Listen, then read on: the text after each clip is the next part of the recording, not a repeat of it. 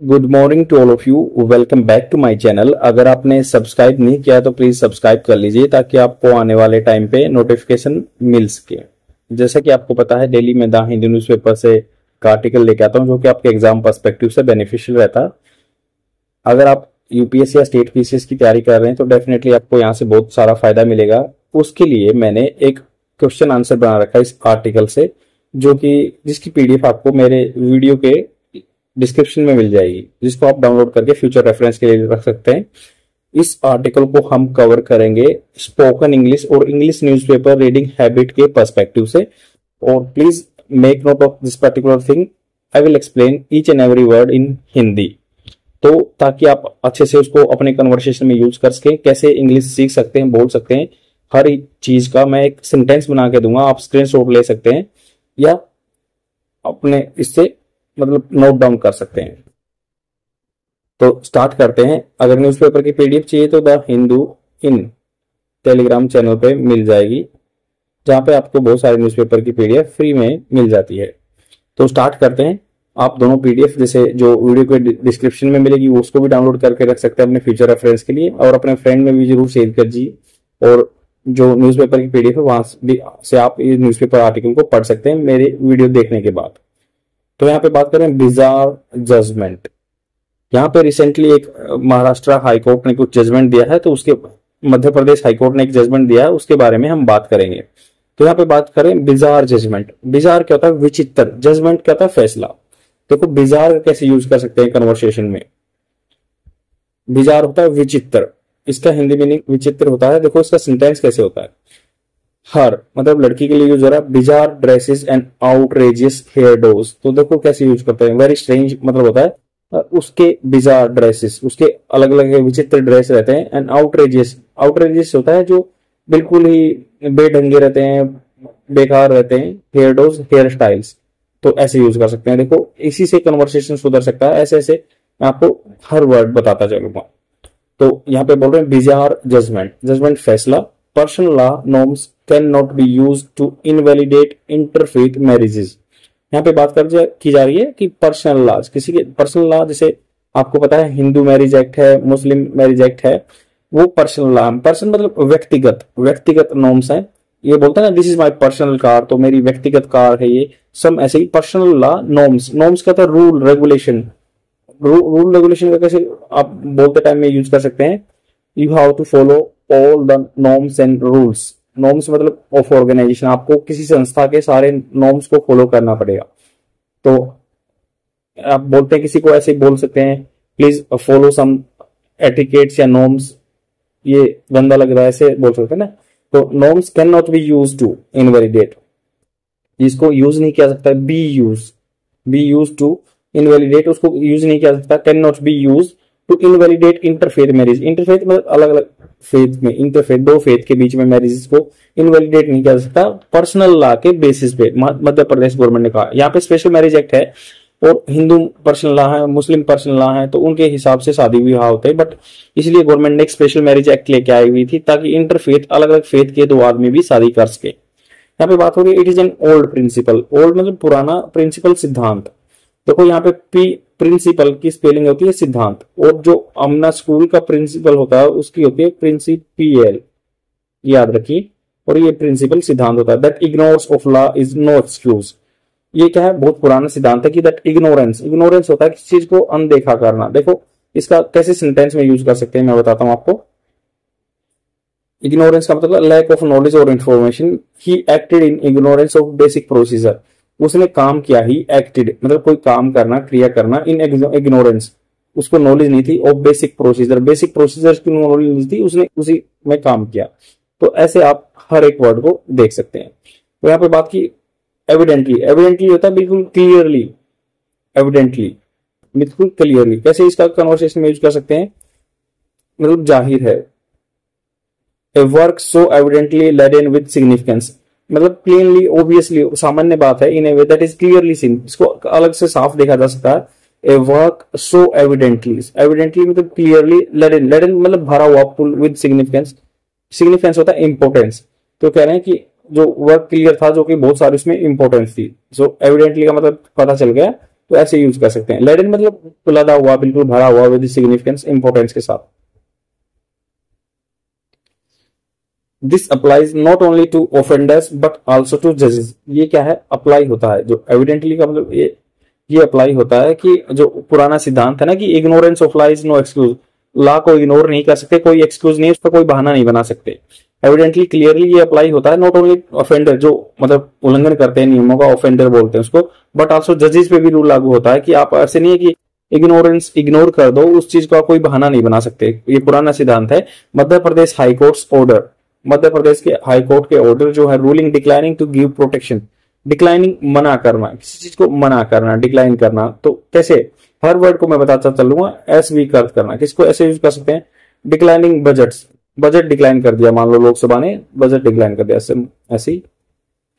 तो to give protection couple on the ground that a marriage between a Muslim man and Hindu woman will not be valid, valid नहीं होगी। तो यहाँ पे देखो बात की गई है कि मध्य प्रदेश हाईकोर्ट ने ऑर्डर दे दिया कि ruling declining to the give protection, give protection होता है किसी को सुरक्षा देना, एक कपल, कपल क्या होता है, जोड़ा, एक हस्बैंड वाइफ है जो, ऑन द ग्राउंड, किस बेसिस पे, ऑन द ग्राउंड, ग्राउंड जमीन का मतलब नहीं है यहाँ पे, ग्राउंड मतलब किस मुद्दे पे, that a marriage between a Muslim man and Hindu woman, तो मुस्लिम मैन या Hindu woman will not be valid, ये विल फ्यूचर की बात करें, नॉट बी वैलिड, वैलिड नहीं होगी, इवन इफ, भले ही, इवन इफ भले ही।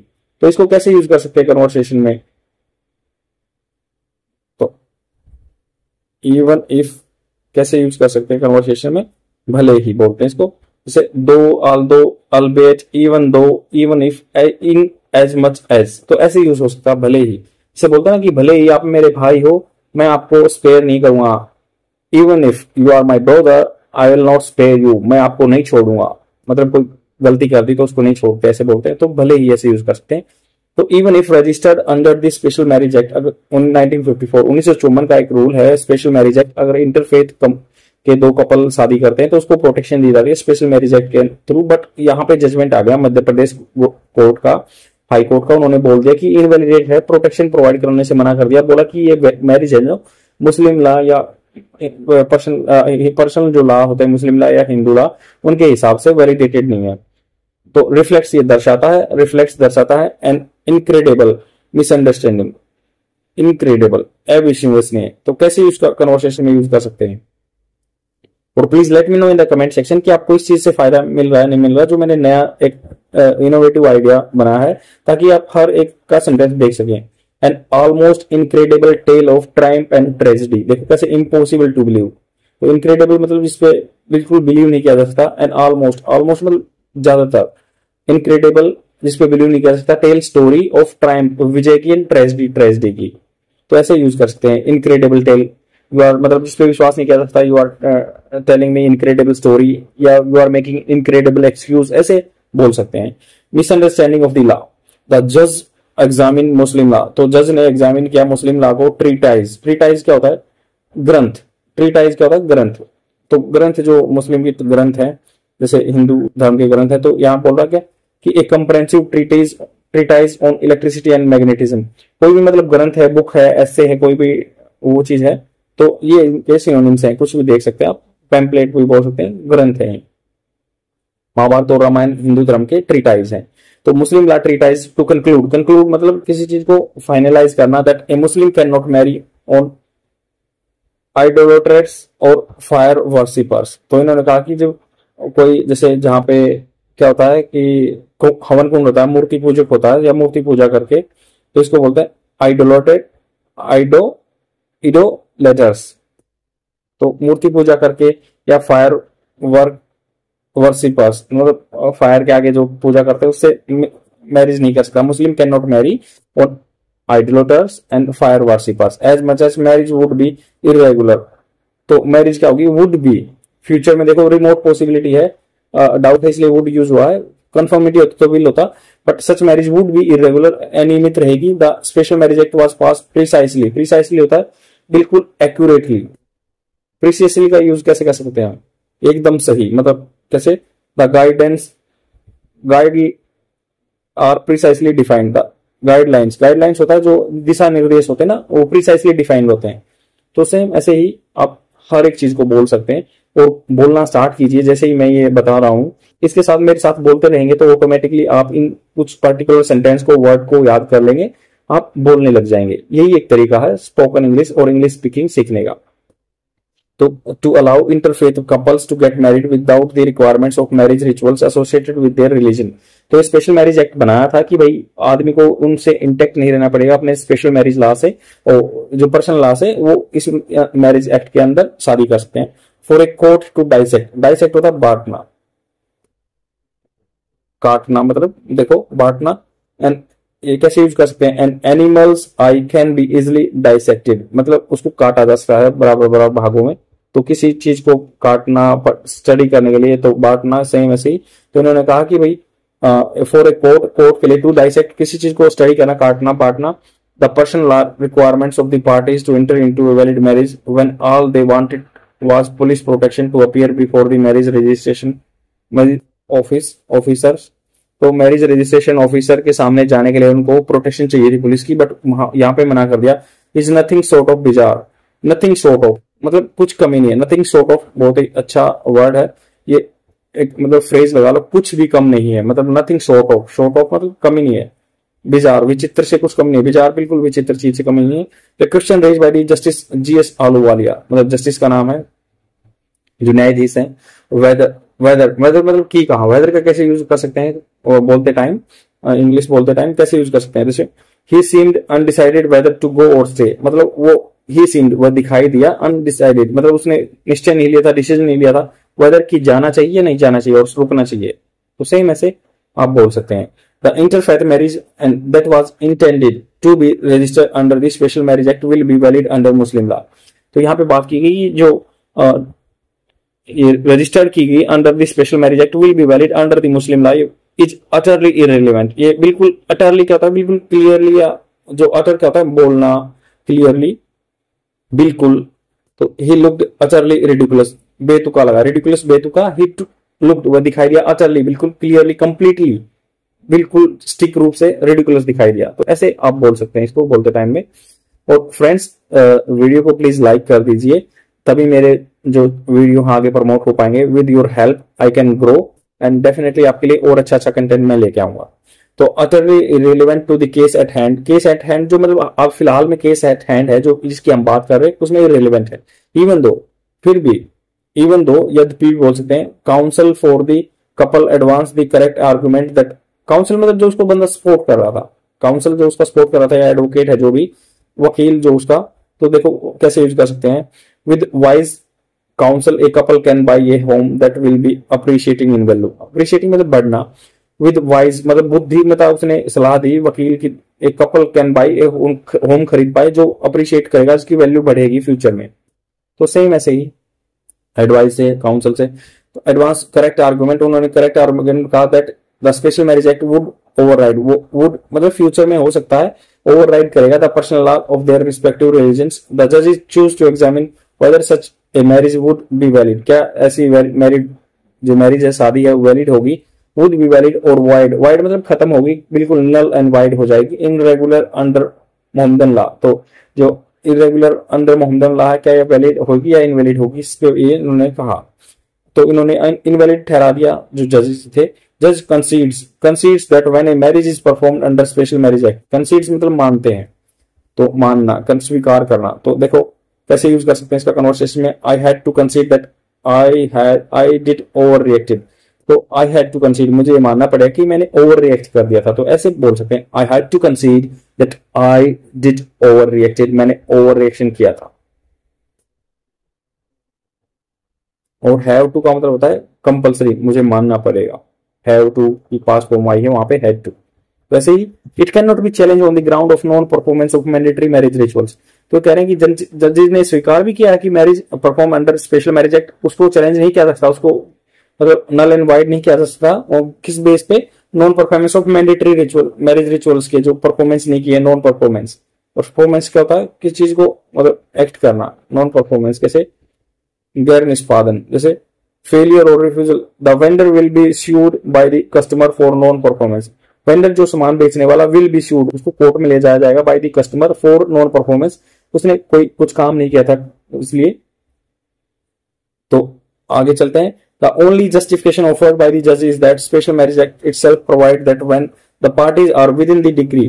तो यहाँ पे बात की जा रही है कि जब ये only justification offered by the जज के द्वारा ऑफर किया गया that special marriage act itself provide, itself मतलब अपने आप में प्रोवाइड करता है कि when the parties are within the degree of the prohibited relationship, तो वो अंदर है किसके, प्रोहिबिटेड मतलब रोका गया, प्रोहिबिटेड रिलेशनशिप में है, it shall not be valid, उसको वैलिड नहीं करना चाहिए स्पेशल मैरिज, उसको वहां पे पर्सनल वैलिड ही नहीं होते। फ्रॉम दिस ही ड्राज, उसने क्या है, एक कंक्लूजन, कंक्लूजन होता है किसी चीज का निष्कर्ष निकालना।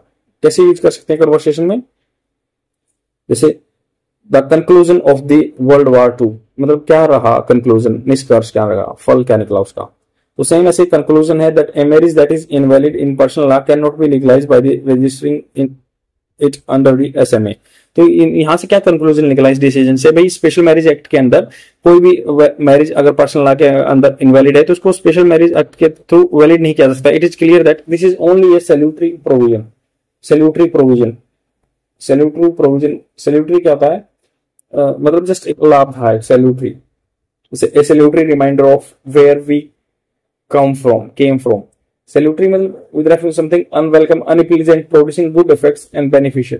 तो beneficial कह सकते हैं, तो salutary मतलब salutary reminder, beneficial reminder of where we come from, हम कहां से आए हैं, तो ऐसे यूज कर सकते हैं। तो ये लाभदायक है ऐसे बोल सकते हैं, या पुष्टि कोई भी चीज का स्वास्थ्यवर्धक बोल सकते हैं, प्रॉफिटेबल कह सकते हैं, जैसे this is a salutary token for me, you have provided me advice, ऐसे बोल सकते हैं। तो ऐसे बोलने का तरीका मैं आपको हर बार बताता जा रहा हूं, और प्लीज लाइक जरूर कीजिए, शेयर जरूर कीजिए अपने फ्रेंड में।